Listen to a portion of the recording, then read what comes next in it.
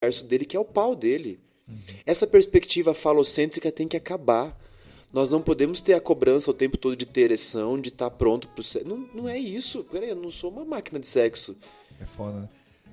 Sendo que o maior órgão sexual é a É a própria pele, pele, é a né? pele. É a própria pele. É real. Eu lembro uma vez, cara, que eu tava muito apaixonado por uma menina. E eu tava, tipo, e ela era super empoderada, assim, e tal. E eu, tipo, porra, meu, eu não consigo nem chegar perto dessa menina, não tenho nem... E ela começou, tipo, a me olhar diferente. E ela chegou em mim, assim, literalmente, né? E eu, porra, a menina chegou em mim, a gente ficou. E na nossa primeira noite, cara, eu brochei. Foi a primeira vez que eu brochei, a primeira vez, né? Assim, é normal brochar, tá, pra galera? Pra que todo mundo brocha. Se você... Esses Sim, dois tipos de homens, os que acontece. brocharam e os que mentem que brocharam. Exatamente. Exato. Só que foi a primeira vez que eu brochei na primeira transa. Porque eu tava tão... Mano, caramba, eu preciso fazer a melhor transa da minha vida agora... Que, porra, não subia de jeito nenhum, velho. Não tinha... Nem o Thor levantava, tá ligado?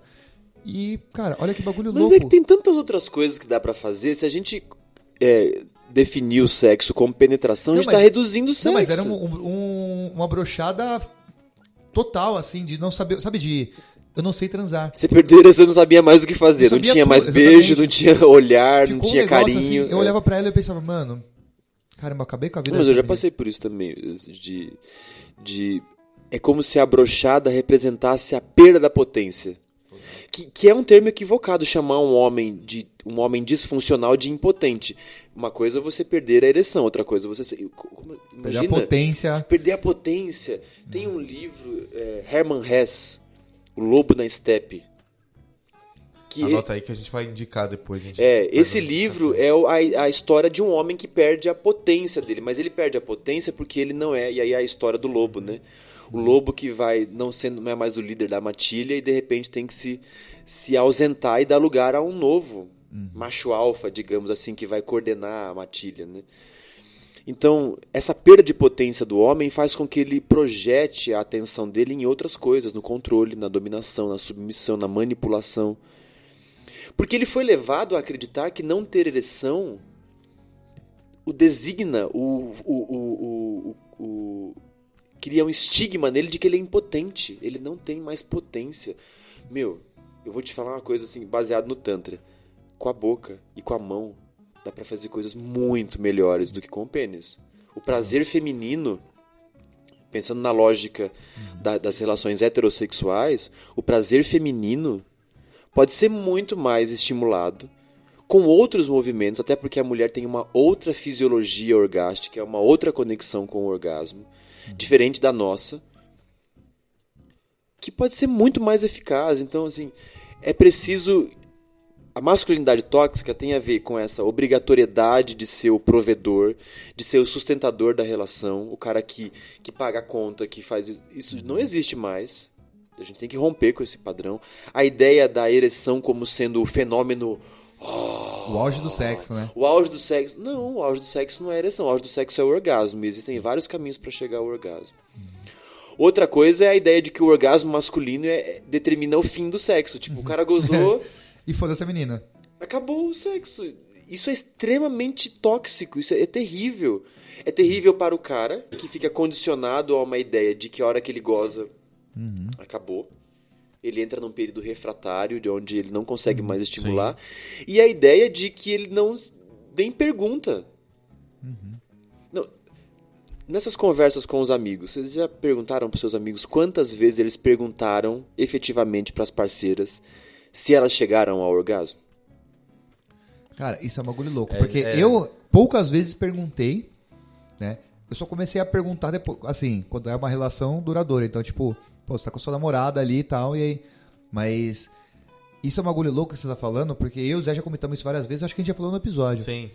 Eu descobri que eu não sabia fazer sexo exatamente quando a gente se conheceu, né? Eu e o Zé, a gente fez um curso com a Ayama, com a Ayama, né? I Love Her Pussy. I Love Her Pussy, que, enfim, a gente já comentou sobre algumas coisas que aconteceu nesse curso. Foi sensacional, né? Depois um dia no episódio a gente conta foi o episódio fatídico. Né? Foi transformador. Não, foi... E lá a gente percebeu que a gente não sabia fazer sexo, né? Eu lembro muito o Ayama falando que assim, a gente aprende a fazer sexo vendo filme pornô. E eu falei, caralho, é real, velho. Eu nunca parei pra pensar que porra, não tem nada a ver. Assim, você sabe que não tem nada a ver com aquilo, mas você reproduz exatamente aquilo. Então, o seu sexo era basicamente um roteiro, né? Então, e Você não cria um importa. script bonitinho. É um script, e era assim, não importa se é loira, morena, ruiva, oriental, é sempre o mesmo script, né? E o meu sexo era exatamente isso. Não importa qual a menina que eu tava saindo, a menina não gozou. Tudo bem, daqui a pouco eu boto de novo dentro e tento fazer ela gozar de novo. Puta, não gozou. Caramba, essa menina não goza, o problema é ela. O problema é Minha cabeça ela. era essa. Exato. Né? Eu não também já sabia fazer vivia a sexo. mesma coisa. Achava que a culpa era da mulher e quando eu via eu que não estava fazendo de forma correta. E essa é uma preocupação que passa pela gente, porque assim, você imagina como deve ser a frustração, né? A gente falou anteriormente, 78% das mulheres não chegam ao orgasmo. Sim. Você consegue imaginar a frustração de uma pessoa que transa, sei lá, vamos supor aí numa perspectiva normótica, 2 vezes na semana, um casal transa 2 vezes na semana. São quase 100 sexos por ano. E dos 100 sexos, 20 ela não gozou. É bizarro, cara. Caralho. 80 vezes você só ficou recebendo ali, às vezes nem sente prazer nenhum, né? E assim, e recebendo uma coisa dentro de você que não te dá, não tem troca, prazer. não tem reciprocidade, não é mútuo. Esse é um... Sem nem estar lubrificada, né? Porque, lembra que você falou, a lubrificação da mulher demora 5 a 10 minutos, não é são glândulas que precisam ser ativadas, demora um tempo até ela... Tem que dar um tempo pro corpo atender a isso. E a maneira como nós aprendemos é assim, de 100 metros rasos, assim, vai lá. É engraçado, a OMS considera a ejaculação precoce até 1 minuto. Se o homem ejacula antes de 1 minuto, é considerada ejaculação precoce. Acho estranho isso, porque 2 minutos não é mais. Né? Exato. Não, 2 minutos eu tô livre, eu saí dessa expectativa, desses dados. E não é, o corpo feminino ele tem um outro tempo. E o nosso tempo ele foi condicionado também por um aspecto muito primitivo do procriador. Do homem que tem a missão, o compromisso de perpetuar a espécie. Nós não precisamos mais transar para gerar filhos. Tem 8 bilhões de pessoas no mundo, a gente está querendo acabar com isso. Sim. O sexo não é mais uma ferramenta de procriação. O sexo é uma ferramenta de conexão e de desenvolvimento do prazer. Do orgasmo como um caminho de movimentação da energia dentro do corpo. Então, hoje nós nos conectamos com o sexo não para procriar, mas para produzir prazer e conexão. Então, inclusive a ideia da cópula, que eu chamo a cópula do sexo normótico, aquela penetração batistaca com o objetivo de ejacular dentro. Isso é passado. Não precisa. Não precisa nem ter penetração. Se o foco é o orgasmo, é a experiência da sexualidade, a penetração é uma coisa secundária. Agora, vai conversar com a maioria dos caras aí e falar que... Não precisa. Se ele disser que não tem penetração, ele diz que nem teve sexo. Não, a gente deu uns beijinhos, a gente se chupou, mas a gente não transou. Aquela coisa que o Lucas falou, né? Quando ele entrou na ECA, que...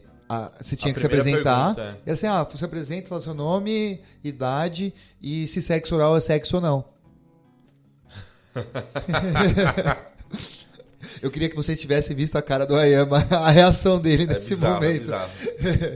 Então, sexo oral é sexo ou não. E conforme o Ayama tá falando, hoje a gente tem bilhões de pessoas populando a Terra e as estatísticas cada vez mostram que as pessoas têm feito menos sexo. Então, cara... É absurdo.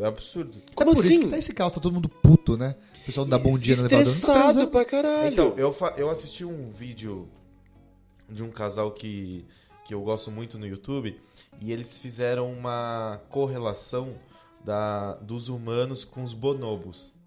Os bonobos são uma espécie de chimpanzés que vivem lá na África. Caralho. E aí eles transam muito. E normalmente, tudo que envolve questões sociais da tribo lá dos macacos, eles se resolvem transando. Seja homoafetivo ou heteroafetivo. Então, se tem 2 macacos brigando por comida, primeiro eles transam e depois eles dividem a comida. E aí eles relacionam isso com a questão do existem dados que mostram que em países que as pessoas têm mais relações sexuais são, consequentemente, os países que têm menos questões de conflitos e tudo mais, envolvimento com guerras. Com Então, certeza. eles simplesmente solucionaram os nossos problemas.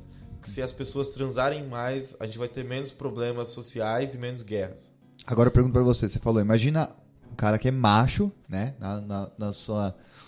No cerne, na raiz da palavra macho, como ela é estereotipada na sociedade, se ele vai decidir qualquer coisa transando com outro cara por perto. Não, e eu digo mais, nessa mesma pesquisa, eles falam que também correlacionam que esses países que têm menos conflitos, consequentemente, são países pela qual tem um número maior de líderes femininos. Então, cara, eles falaram assim, a gente só tem que resolver duas coisas. Botar a mulher no poder e transar mais. O resto, tudo vai acontecer sozinho. Então, mas esse é o matriarcado. O matriarcado é isso. Eu gosto muito do Tantra porque ele é uma ferramenta de cisão com essa sociedade adoecida. Porque a gente concorda, né, os três, que a Sim. sociedade está adoecida, Não, né? com certeza. Isso tá A gente tá de em comum coma, acordo. praticamente. Tá em coma, exatamente. Aí o Tantra diz, olha, a nova perspectiva obrigado, matriarcal, sensorial e desrepressora. Cara, essa é a solução de todos os problemas. Matriarcal, dá atenção pra mulher, porque nós já tivemos muita atenção, pô, muito tempo de patriarcado, muito tempo de Deus é homem, muito tempo de sociedade abraâmica, muito tempo de líderes religiosos, homens no poder. A única mulher que a gente colocou no processo democrático que nós tivemos Foi impeachmentada de uma pra não forma... falar, enfim. não vou Foi falar golpeada. tanto. Foi impeachmentada não, sofreu um golpe. Um golpe desse masculino conservador, frágil, retrógrado, que não deu conta de uma presidenta, de uma mulher coordenando tudo e que abriu o espaço para investigar essa corja. E aí aconteceu o que aconteceu, né? Como o fluxo está.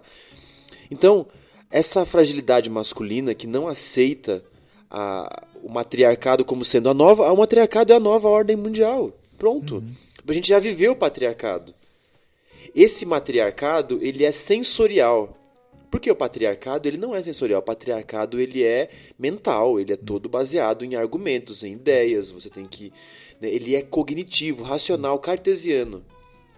O matriarcado é intuitivo. Uma mulher não toma a decisão A mais B é igual a C. Uma mulher toma a decisão intuindo. Ela toma a decisão com base no que ela sente. Nós, homens, temos que aprender a tomar decisões com base nos nossos sentimentos. Mas a gente foi tão reprimido que muitos homens nem sentem mais. Eles não deixam os sentimentos passar por eles. Não pode sentir, né? Não pode sentir. Porque sentir também implica, em muitas vezes, sucumbir a esses sentimentos. Implica em chorar. Implica em pedir perdão. Em reconhecer que esses sentimentos mobilizaram uma outra coisa em você. Então, ok. A sociedade tem que ser matriarcal. Já vivemos o patriarcado, não deu certo. Olha o que aconteceu. Nós estamos destruindo o planeta. Nós não conseguimos ter sociedades cooperativas. Nós criamos um sistema que, no geral, é competitivo e não é colaborativo. E que não está dando certo. Ele está esgotando os recursos naturais desse planeta. Essa perspectiva matriarcal é sensorial, ou seja, ela parte da experiência, da sensação, daquilo que é despertado em você através do afeto. E ela é desrepressora, porque a base do patriarcado é a repressão. Reprima, não dê vazão aos seus sentimentos. Essa repressão gerou homens adoecidos, homens muito bloqueados. A pornografia, como subproduto dessa repressão, é uma doença muito grande, porque ela, por um lado, objetifica, pelo outro, cria uma perspectiva de relacionamento que não é real, aquilo não é sexo. Nem um pouco. Aquilo é uma outra coisa, porém é uma doença, cara. Assim. Nós vivemos um mundo que ainda transfere para as relações afetivas a dinâmica do sexo baseado na pornografia. E nós consumimos a pornografia ainda hoje porque o acesso a ela se tornou algo aceitável, assim, tipo... Aceitável, prático, né? Prático. Eu queria fazer uma provocação aqui. Deixa eu só complementar uma Tá coisa bom. que ele falou. Manda lá. E eu acho que todo mundo aqui que tá ouvindo esse episódio, para pra pensar, esses grupos que você